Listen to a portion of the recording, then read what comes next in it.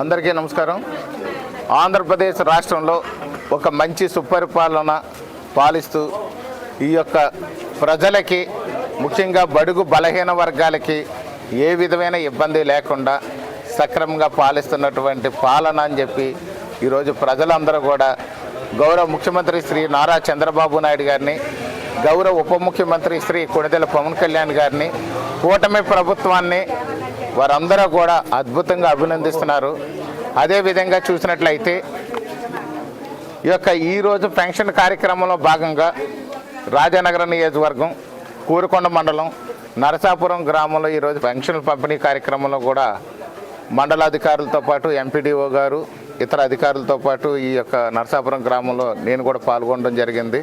ఈ యొక్క పాలనలో మహిళలందరూ కూడా చాలా సంతోషంగా ఉన్నారు. ముఖ్యంగా వీళ్ళకి పెన్షన్లు ఎవరైతే లబ్ధిదారులు ఉన్నారో వాళ్ళందరికీ కూడా చక్కగా ఇంటికి తీసుకొచ్చి పెన్షన్లు ఇస్తున్నారు. చెప్పిన మాట, ఇచ్చిన మాట ఏ విధమైన మార్పు లేకుండా ఒకేసారి 1000 రూపాయలు పెంచిన ప్రభుత్వం కూటమి ప్రభుత్వం అని చెప్పి ఈ యొక్క ప్రజలందరూ కూడా ఆనందంతో ఉన్నారు. అలాగే దివ్యాంగులకి 2000 రూపాయల పెన్షన్లు పెంచి 6000 రూపాయలు ఇవ్వడం కూడా వాళ్ళందరికీ కూడా ఆనందాన్ని ఇస్తుంది. ఎవరైతే మంచాన్ని పడి లేవలేని స్థితిలో ఉన్నారో వారందరూ కూడా 15,000 రూపాయల పెన్షన్ ఇచ్చి కూడా అద్భుతంగా పాలన సాగిస్తున్నారని చెప్పి ప్రతి ఒక్కరు కూడా కొనియాడుతున్నారు. పెన్షన్స్ విషయంలో వైసీపీ ప్రభుత్వంలో కొంచెం అవకతవకలు అనేవి జరిగిన మాట వాస్తవం. నిజమైన లబ్ధిదారులు మాత్రం పెన్షన్ రాకుండా స్వార్థపరులు వాళ్ళ యొక్క అనుచరులకు మాత్రమే కొంతమంది పెన్షన్ రాసి నిజమైన లబ్ధిదారులు ఇంకా మనం కానీ చూసినట్లయితే చాలామందికి ఇంకా పెన్షన్ రావాల్సి ఉంది. చాలామంది వికలాంగులు ఉన్నారు, అలాగే మంచాన పడినటువంటి వాళ్ళు ఉన్నారు. వీళ్ళందరినీ మన పెన్షన్ ఇవ్వాలి. త్వరలో అవన్నీ కూడా అమలు చేస్తాం.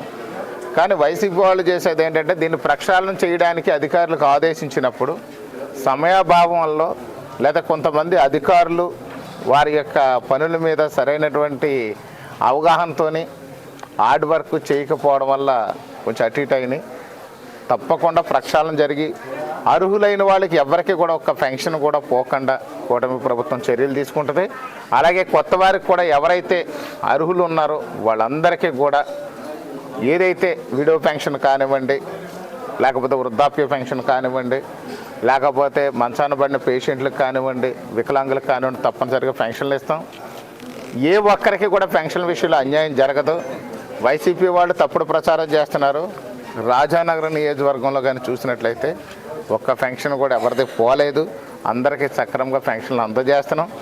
అలాగే విడో పెన్షన్లో వైసీపీ ప్రభుత్వంలో ఒక్కటి కూడా వాళ్ళు ఇవ్వలేదు.